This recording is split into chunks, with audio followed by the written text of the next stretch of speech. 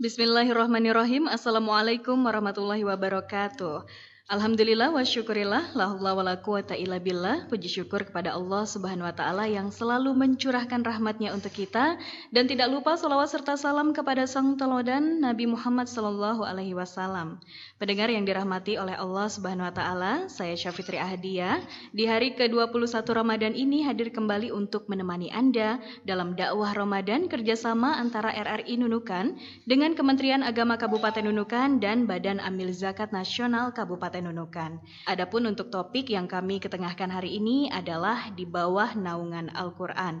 Bersama narasumber ada Ustadz Haji Salim yang saat ini sudah berada di hadapan saya. Assalamualaikum warahmatullahi wabarakatuh, Ustadz. Waalaikumsalam warahmatullahi wabarakatuh. Bagaimana kabarnya, Ustadz? Alhamdulillah. Alhamdulillah. Nah, pendengar, Ramadan adalah bulan Al-Quran. Karena di bulan suci Ramadan ini, Al-Quran itu juga sejarahnya pertama kali diturunkan di bulan Ramadan. Al-Quran juga menjadi sumber kemuliaan dan kekuatan bagi umat Islam, di mana melalui Al-Quran, manusia mendapatkan kemuliaannya dan menemukan kebahagiaannya. Tapi kemuliaan dan kebahagiaan hidup di bawah naungan Al-Quran tidak bisa dirasakan oleh semua orang kecuali orang-orang yang senantiasa membaca dan mengamalkan Al-Quran itu sendiri. Lalu bagaimana caranya kita dapat merasakan manisnya hidup di bawah naungan Al-Quran dan tidak berpaling serta menjauh dari Al-Quran? Nah, untuk membahas hal itu terlebih dahulu saya persilahkan kepada Ustadz Haji Salim untuk memberikan sedikit pengantar sebelum kita masuk ke sesi tanya jawab. Oke, Ustadz, langsung saja silakan tausiahnya. Ustadz, singkat tentang di bawah naungan Al-Quran. Bismillahirrahmanirrahim. Assalamualaikum warahmatullahi wabarakatuh. Waalaikumsalam warahmatullahi wabarakatuh. Pendengar RRI yang budiman, alhamdulillahirabbil alamin. Wa bihi nasta'in wa ala umurid dunya waddin. Sayyidina Muhammadin wa ala alihi wa sahbihi ajma'in, amma ba'du. Pertama-tama puji syukur kita panjatkan atas kehadirat Allah Subhanahu wa taala. Alhamdulillah pada hari ini merupakan hari yang ke-21. Itu tandanya merupakan kurang lebih dari 9 hari lagi atau 8 hari lagi kita akan mengakhiri atau berada di penghujung dari bulan suci Ramadan. Mudah-mudahan kita berdoa kita masih senantiasa diberikan oleh Allah kesempatan serta kesehatan dalam menjalankan ibadah puasa ya. Kemudian salat serta salam tak lupa kita sampaikan kepada tauladan kita Nabi besar Muhammad sallallahu alaihi wasallam, kepada para sahabat dan para keluarga beliau. Pendengar RRI yang kami hormati, alhamdulillah pada kesempatan hari ini temanya yaitu di bawah naungan Al-Quran. Tentunya kita sudah ketahui bersama bahwa Al-Quran adalah Zalikal kitabul la raiba fihi hudal lil muttaqin. Al-Quran itu adalah merupakan kitab yang tidak ada keraguan di dalamnya, hudal lil muttaqin, dan merupakan petunjuk bagi orang-orang yang bertakwa. Yang orang bertakwa itu nanti kita bahas lagi selanjutnya ya. Bagaimana ciri-ciri orang yang bertakwa itu. Kita masih pada pembahasan Al-Quran. Saya teringat salah satu kisah di Mesir ya. Ada seorang anak yang bernama Muaz. Dia itu sering dipanggil Syekh Muaz. Umurnya itu 5 tahun. Beliau itu cacat, beliau buta, tetapi beliau hafal 30 juz Al-Quran. Jadi setiap harinya itu sebelum dia hafal Quran itu dia belajar dengan seorang ustadznya. Jadi setiap hari dibawa oleh bapaknya itu kurang lebih jarak rumahnya ke rumah gurunya itu sekitar 20 kilo. Ya, mungkin kalau 20 kilo dari perjalanan dari Nunukan ke Nunukan Selatan ya, mungkin ke Mamolo mungkin ya. Jadi setiap hari begitu dibawa oleh bapaknya. Setelah beberapa bulan kemudian Syekh Muaz ini dia hafal 30 juz. Cuman beberapa bulan saja. Ini umur 5 tahun. Maka kisahnya ini orang banyak ketahui jadi viral. Satu Mesir itu tahu Tiba-tiba ada seorang misalkan reporter ya, dia penasaran, ingin sekali bertemu dengan Syekh Muaz. Dia bertanya, ya Syekh Muaz, dia bilang, jika seandainya Allah memperkenankan doamu pada hari ini dan Allah akan mengabulkan doamu, apa kira-kira yang engkau minta? Ya kan? Jadi pikirannya ini reporter ini, dia berkata, paling anak ini minta supaya matanya ini disembuhkan, ya kan? Tetapi apa? Kata Syekh Muaz menjawab, yang pertama saya meminta kepada Allah Subhanahu wa taala, semoga Allah tetap membutakan mata saya. Dia tidak minta supaya matanya bisa melihat. Karena dengan mata saya buta, saya bisa menghafal 30 juz. Ya. Kemudian yang kedua, doanya apa?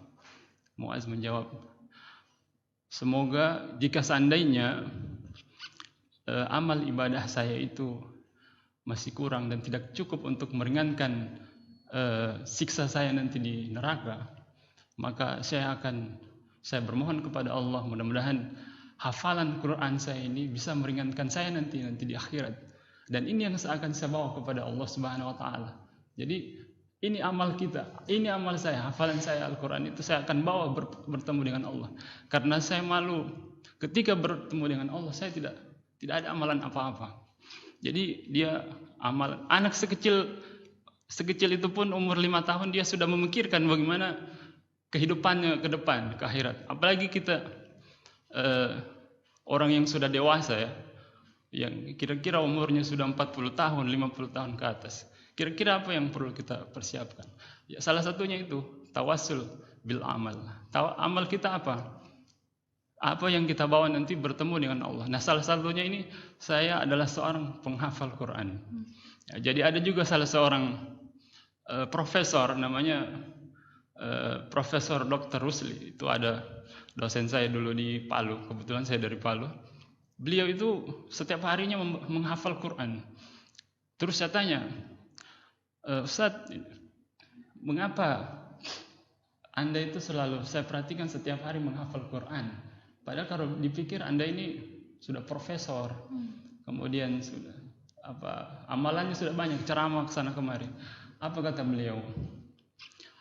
Saya berniat mudah-mudahan saya mati dalam keadaan hafiz Quran, ya kan?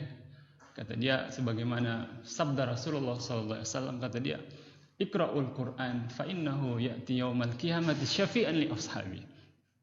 Kata Nabi itu, Iqra'ul Quran, bacalah Al-Quran, karena dia akan datang pada hari kiamat sebagai syafi'an. Syafi'an itu pembawa syafaat, pertolongan kepada kita bagi siapa yang dekat, siapa yang senantiasa membaca Al-Quran.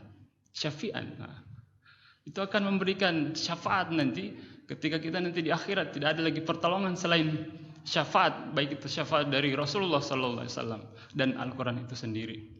Kemudian kata beliau, ada juga salah satu hadis Rasulullah SAW, kata beliau seperti ini,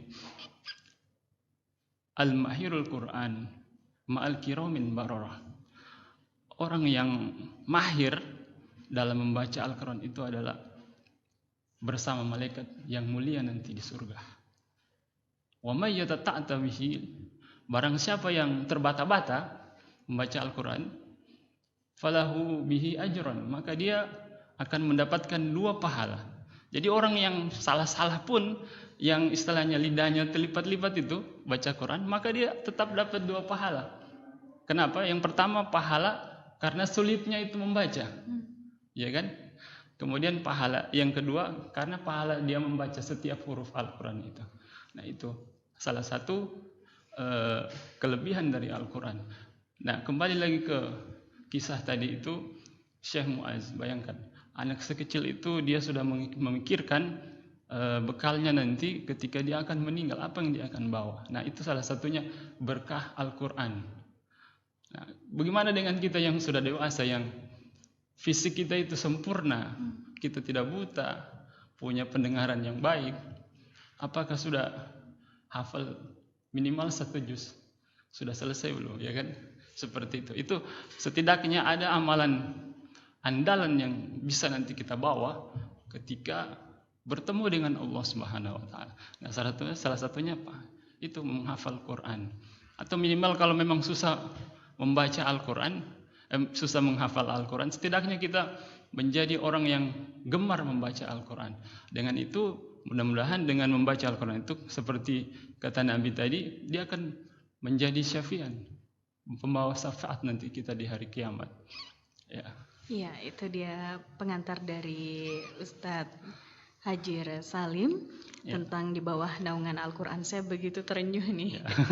Ustadz ada seorang anak, seperti penjelasan Ustadz tadi, namanya Muaz, umur 5 tahun dari Mesir, sudah bisa hafal 30 juz dalam waktu yang sangat singkat. Kalau dibanding dengan diri saya, atau mungkin yang lainnya juga, sampai sekarang ini jangankan 1 juz Ustadz, juz amma aja mungkin masih terbata-bata. Seperti itu Ustadz ya. Nah kemudian tadi seperti yang kata Ustadz juga bahwa Al-Quran ini akan membawa syafaat, akan menjadi syafaat bagi orang-orang yang tentunya membacanya, senantiasa membaca Al-Quran, mengamalkannya juga dalam kehidupan Ustadz. Nah selain dia itu menjadi syafaat nanti di hari akhir Ustadz, apakah ada keutamaan-keutamaan lain dari membaca Al-Quran? Contoh misalnya, saya sering dengar nih Ustadz orang-orang yang berkata, saya mau jadi penghafal Quran biar bisa membawa orang tua saya ke surga, misalnya seperti itu Ustadz. Apakah benar seperti itu Ustadz? Ya, memang dalam hadis Rasulullah itu memang dia akan memasangkan mahkota di atas kepalanya orang tuanya itu. Cuman kan keadaan sekarang banyak orang tua itu yang punya cita-cita, saya ini ingin sekali punya anak yang seorang penghafal Quran, tetapi tidak dikasih masuk misalkan di pesantren Al-Quran, khusus penghafal Quran, tidak disuruh mengaji. Bagaimana caranya mau jadi penghafal Quran? Kan begitu. Bukan cuma itu ya, bukan cuma Syekh Muaz, banyak contoh-contoh lain. Ada namanya Husain Imam Tabatabai, itu juga, itu sudah digelar Doctors of Kausal itu. Dia diberikan penghargaan oleh Universitas Al-Azhar kalau nggak salah di London. Dia itu bukan hanya menghafal Quran, tetapi dia bisa menafsirkan dari Al-Quran itu. Umur 5 tahun. Makanya dia 5 tahun sudah jadi profesor Quran. Masya Allah. Nah, bukan cuma itu, ada lagi kalau kita nonton di televisi, itu salah satu TV swasta, ada Al-Hafiz itu kan, ada salah satu anak umur 5 tahun, kalau 6 tahun ya, yang dia cacat itu, yang divonis oleh dokter dia mengalami gangguan saraf itu itu kan. Tetapi yang saya lihat kemarin dia di TV itu, dia hanya hafal ayatnya saja, tetapi sekarang dia sudah punya perkembangan lagi. Bukan hanya dia hafal, dia punya letak halaman sekian, kiri kanan atau atas bawah. Bukan cuma itu, dengan artinya dihafal. 30 juz semua. Nah, itu salah satu mukjizat dari Al-Quran. Jadi faqra'u ma tayassara minal Quran. Baca Al-Quran yang mudah. Jadi mana yang jangan terlalu kita paksakan. Ketika misalnya kita sholat yang dihafal cuman misalkan minimal surat-surat pendek, tidak masalah. Kata Allah kan, faqra'u ma tayassara minal Quran. Bacalah Al-Quran yang mudah, tidak usah yang susah-susah. Ya, seperti itu. Ya, baik. Jadi kalau misalnya orang berpikir Nabi aja yang punya mukjizat, ternyata Al-Quran juga punya ya, Ustadz ya. Iya. Nah, baik Ustadz. Kadang ada orang yang di bulan Ramadan ini juga berusaha untuk membaca Al-Quran, tapi ternyata banyak gangguan, tidak fokus gitu Ustadz. Nah, apakah ini ada adab-adabnya sebelum kita membaca Al-Quran sehingga kita dijauhkan dari gangguan? Mungkin ada setan kali yang mungkin mengganggu kita itu Ustadz? Iya, yang pertama itu mengapa itu banyak gangguan. Yang pertama mungkin orang itu tidak tahu fadilah dari baca Al-Quran itu sendiri. Kalau kita tahu keutamaan dari baca Al-Quran, apapun halangan yang menghalangi, insya Allah kita tetap baca. Seperti sholat subuh misalkan. Kalau orang tahu kelebihan dari sholat subuh, orang akan merangkak orang akan pergi ke masjid walaupun dalam keadaan merangkak. Bukan cuma berjalan, merangkak karena tidak paham fadilahnya. Jadi kalau kita kerjakan, kita dapat apa? Harus tahu dulu fadilahnya dan ganjarannya apa, supaya kita termotivasi terus. Ya. Mungkin itu seperti caranya biar tidak banyak gangguan-gangguan ya kan. Atau mungkin sebelum kita membaca Al-Quran, apakah kita perlu berwudu seperti itu, Ustaz? Ya, memang itu sudah pasti dalam Al-Quran kan, la yamassuhu illal mutahharun. Janganlah kau menyentuh mushaf kecuali dalam keadaan bersuci. Bersuci berarti dalam keadaan bersih. Tetapi memang ada kalau kita kembali ke hukum pendapat mazhab, ada beberapa mazhab itu, ada yang mengatakan tidak mesti berwudu, ada yang mengatakan harus bersih atau harus dalam keadaan wudu. Seperti itu. Yang penting kalau kayak kita kan tidak, wanita yang dalam halangan itu tidak bisa menyentuh Al-Quran. Tidak bisa menyentuh mushafnya. Tapi Ya, kalau mushaf. untuk membaca Al-Qurannya, kalau tidak disentuh, apakah bisa, Ustaz? Ya, kalau untuk cuman sekedar membaca saja itu tidak masalah. Ya kan? Apalagi kalau kita mendengar itu kan kita dapat pahala juga. Jadi tapi kalau untuk menyentuh itu sebetulnya. Tapi kalau misalkan dalam keadaan darurat, misalkan ini Al-Quran jatuh gitu, sudah jatuh di bawah lantai, bagaimana caranya kita? Sementara kita dalam keadaan bersih, keadaan Haid kotor, misalnya. misalkan tidak masih uzur kan? Jadi karena kita niatnya kita untuk supaya menjaga kemuliaan dari Al-Quran itu, kita angkat walaupun dalam keadaan kita tidak bersih ya, mungkin pakai kain ya kan, tidak menyentuh langsung seperti itu. Oh, seperti itu. Apakah kalau misalnya wanita dalam keadaan nifas nih misalnya, Ustadz, atau misalnya belum mandi junub misalnya nih Ustadz ya, apakah itu juga tidak boleh menyentuh Al-Quran? Kalau dalam kitab Al-Azkar itu karangan Imam Nawawi yang saya pernah baca itu, Nabi saja ketika dia sedang buang air kecil, beliau tidak mau menjawab salam. Atau ini kan menjawab salam saja tidak boleh kalau dalam keadaan kotor. Apalagi kalau kita membaca Al-Quran. Kalau orang junub itu kan berarti belum bersih, belum suci. Alangkah baiknya kita bersuci dulu. Iya kan? Jadi memang benar-benar harus suci gitu ya Ustadz ya, kecuali kalau memang keadaannya benar-benar kepepet gitu ya Ustadz darurat ya. Tadi, darurat tadi itu pun harus pakai misalnya alas gitu atau pakai kain atau untuk pakai menjaga istilahnya untuk menjaga kemuliaan dari Al-Quran itu sendiri. Jangan sampai kita biarkan terinjak-injak atau ya kan kena tendang gitu. Iya, baik. Nah, pendengar, untuk Anda yang mau bergabung boleh di WhatsApp atau di telepon maupun SMS di 0823 5311 3314. Jadi silakan ya, WA boleh, telepon boleh, SMS juga boleh di 0823 5311 3314. Nah, seperti yang Ustadz katakan tadi bahwa yang terbata-bata saja akan mendapatkan pahala, Ustadz ya. Nah, itu pahalanya seperti apa, Ustadz, dengan di bulan yang suci ini, Ustadz? Ya, jadi seperti saya sampaikan tadi, falahu bihi ajran, maka dia akan mendapatkan 2 pahala dari setiap bacaan huruf yang kita baca itu. Kata Nabi, walakin alif lam min harfun, alif lam min harfun, alif lam harfun, lam harfun, mim harfun. Maksudnya kata Nabi tidak mengatakan alif lam mim itu 1 huruf. Nabi mengatakan alif 1 huruf, lam 1 huruf, mim 1 huruf. Dan 1 huruf itu dia mendapatkan 10 kebaikan. Nah, kalau bismillahirrahmanirrahim kita baca saja, itu bismillahirrahmanirrahim itu ada 17 huruf. Dikalikan 10 kali lipat kebaikan. Nah, itu berarti bisa terbayang 170. Ya, apalagi ini di bulan Ramadan dilipat gandakan pahala. Ya kan, itu sudah sesuai dengan petunjuk Nabi kan. Itu pahalanya luar biasa kalau baca Al-Quran. Baik, Ustadz.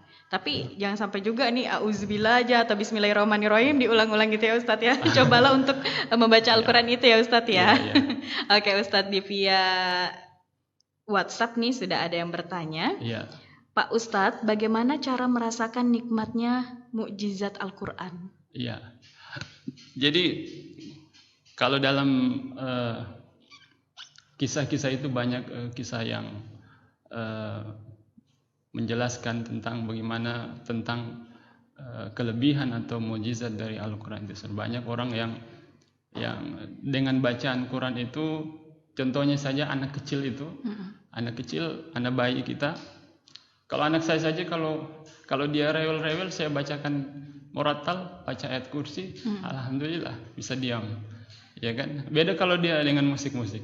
Nah, kalau kita misalkan kita ingin merasakan bagaimana dari isi kandungan Al-Quran itu, mukjizat dari Al-Quran, minimal kita pahami dulu artinya apa. Makanya kadang kalau imam-imam Mekah itu di Masjidil Haram, ketika ayat-ayat tentang neraka, mereka itu menangis. Ya kan? Karena mereka paham artinya. Kalau misalkan ayat-ayat tentang menggambarkan yang tentang surga ya, maka dia membawakan lagu-lagu yang ceria seperti lagu Ras, lagu Hijaz itu. Kalau Nahawan kan sedih. Ada memang tartil-tartilnya itu. Ya, warattilil Quran tartil. Baca Al-Quran itu dengan tartil. Banyak orang kan baca Al-Quran cuma baca saja tapi tartilnya tidak dikasih bagus. Maksudnya ada nada-nadanya juga, ya kan? Itu. Jadi orang yang dengar juga, bukan cuman kita yang merasakan dia punya kayak ketenangan gitu kan. Ada semacam ketenangan dalam hati kita ketika baca Al-Quran. Pasti ada. Dia akan merasakan dengan sendirinya. Dengan orang yang sering baca Al-Quran itu, insya Allah kehidupannya bisa tenang, keluarganya itu damai, tidak pernah bertengkar. Ya seperti itu, banyaklah. Setiap ada masalah dengan Al-Quran bisa terselesaikan, ya kan.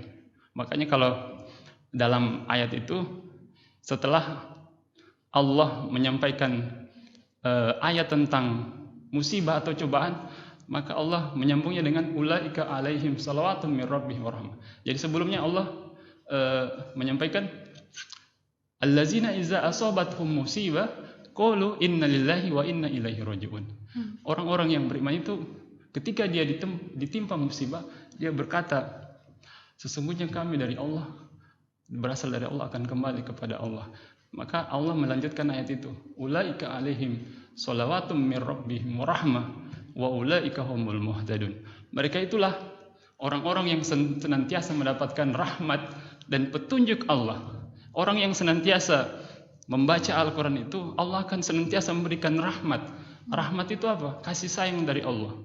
Sama dengan kita, kalau kita sayang sama anak kecil, anak kita, namanya sayang, apapun yang dia minta pasti akan dia kasih.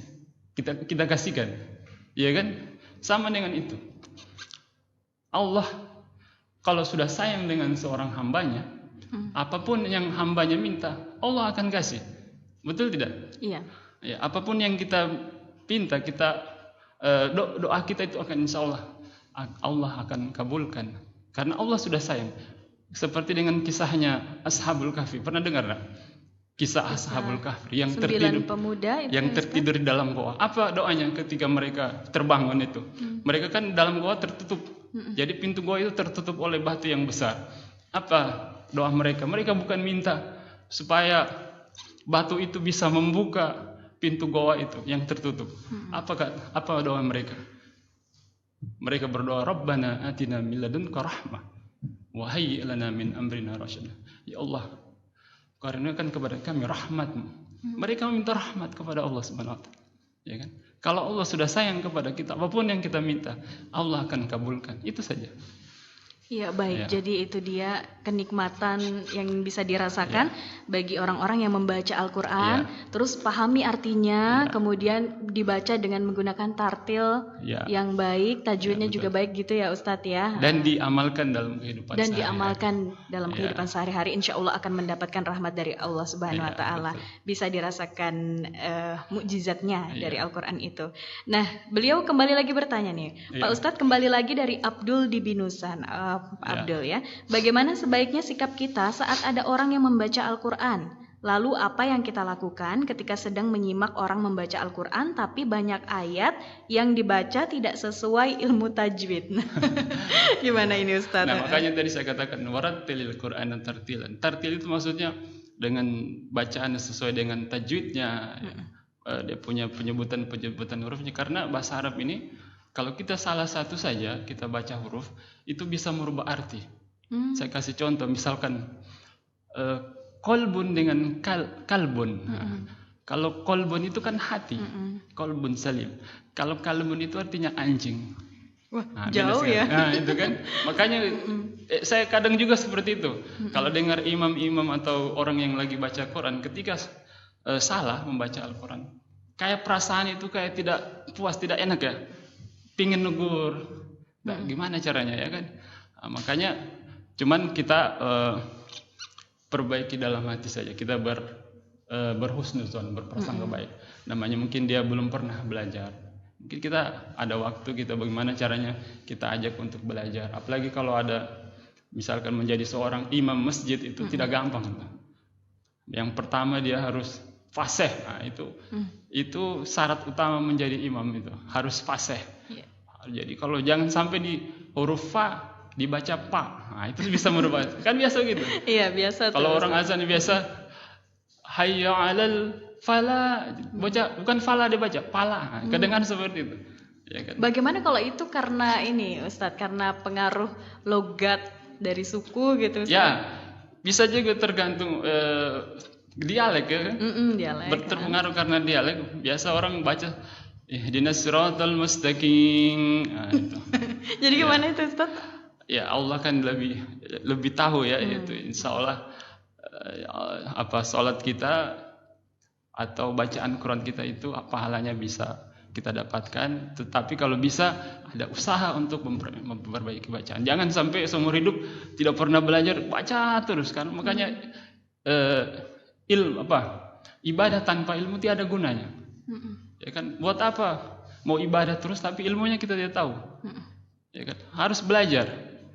Kalau orang tidak belajar, orang belajar itu tanpa guru mudah tersesat. Makanya cari guru yang bagus. Guru kan sudah banyak guru-guru ngaji, ya kan. Masa kalau zaman dulu mungkin masih susah cari guru-guru mengaji kan. Bagaimana cara kita untuk memperbaiki bacaan Quran? Sekarang sudah banyak sekali itu guru-guru Al-Quran.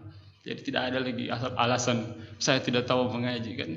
Seperti itu. Iya Ustadz. Nah kalau misalnya Pak Abdul yang tinggal di Binusan ini mungkin lebih paham, apakah bisa mengajari langsung gitu, menegur langsung? Apakah boleh seperti itu? Iya. Itu kadang yang susah ya, apalagi kalau orang tua ya. Oh, yang iya, lebih ya? tua dari kita. Yang baca orang yang lebih tua dari Pak Abdul itu kadang susah ya Ustadz ya. Ya, bagaimana caranya? Jangan disampaikan secara bijak lah, jangan sampai orangnya tersinggung, ya kan? Bagaimana caranya kita perbaiki atau ajak ngomong baik-baik kayak gini, dia kan. Yang penting kita punya kapasitas ilmu juga untuk menegur. Jangan sampai kita juga baru belajar mau negur orang ya, seperti itu. Nah, Ustadz, apakah memang ketika kita membaca Al-Quran itu harus dinyaringkan suara kita, Ustadz?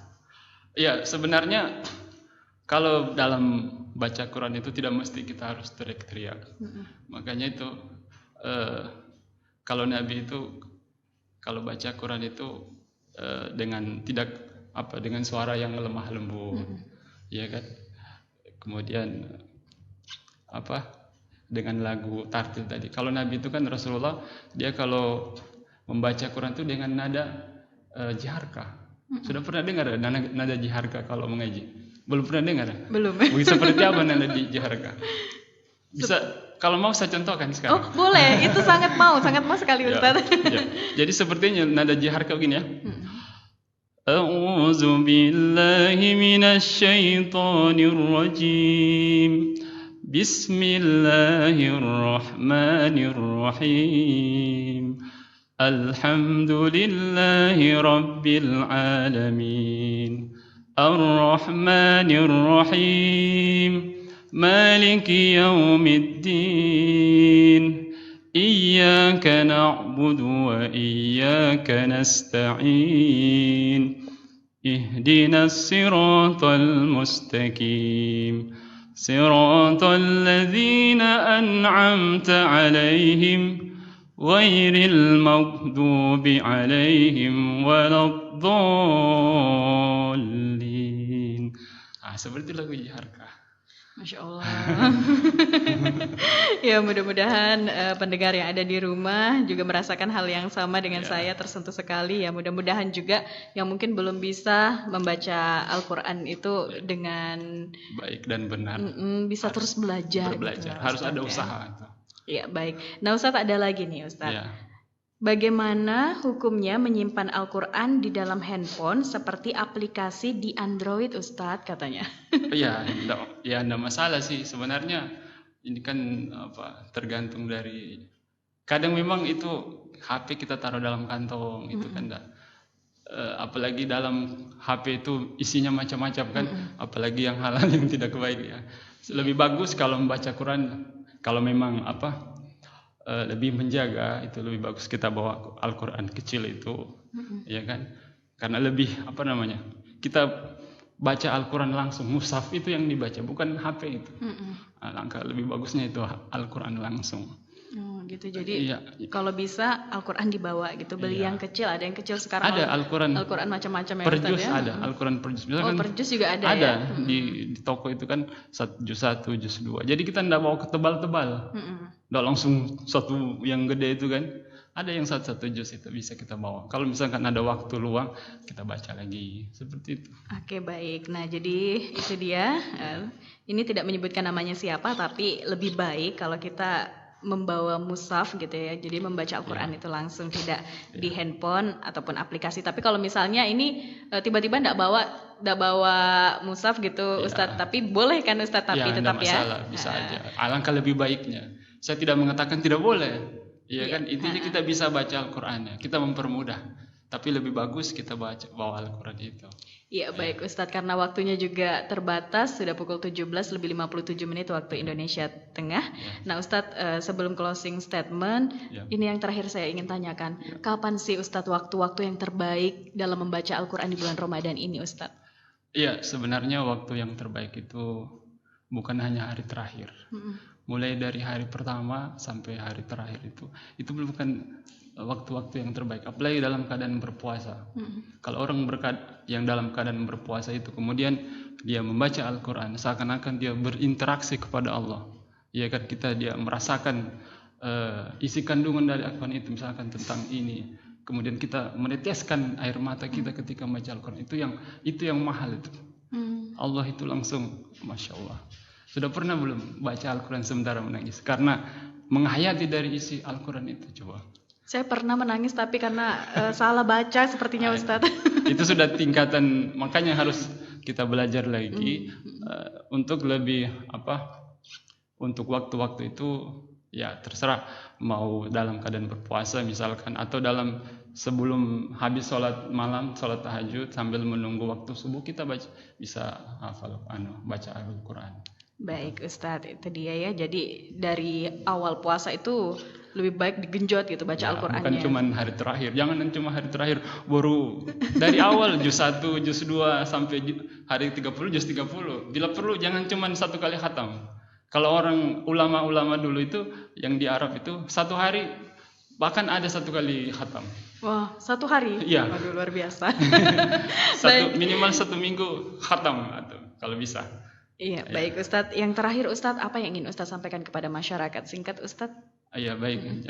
Pendengar RRI Nunukan yang dirahmati Allah Subhanahu wa taala, marilah kita menggunakan atau kita gunakan kesempatan terakhir kita ini di bulan Ramadan, di 10 hari terakhir ini sebaik-baiknya, karena belum tentu kita akan bertemu dengan Ramadan tahun depan, tidak ada jaminan. Oleh karena itu saya mengajak kepada para pendengar sekalian yang ada di rumah maupun yang ada di studio, marilah kita menggunakan waktu kita yang singkat ini, kurang lebih 9 hari untuk memperbanyak amal ibadah. InsyaAllah akan menjadi tawassul bil amal kita, InsyaAllah. Baik, terima kasih Ustadz. Pendengar, demikian dakwah Ramadan hari ini. Saya Syafitri Ahadiyah bersama Ustadz Hajir Salim pamit. Billahi taufiq wal hidayah. Wassalamualaikum warahmatullahi wabarakatuh.